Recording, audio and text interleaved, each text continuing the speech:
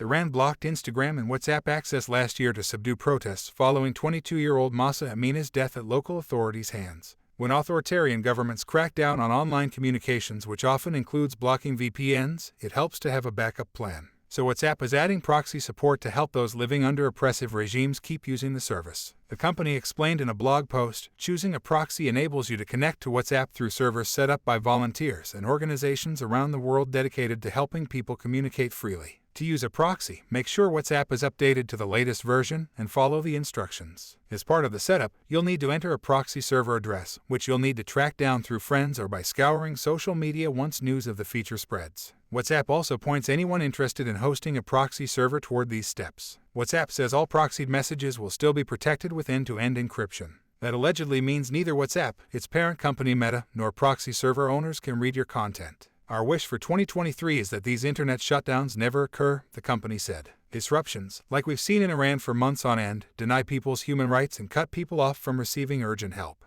Though in case these shutdowns continue, we hope this solution helps people wherever there is a need for secure and reliable communication. Like and subscribe.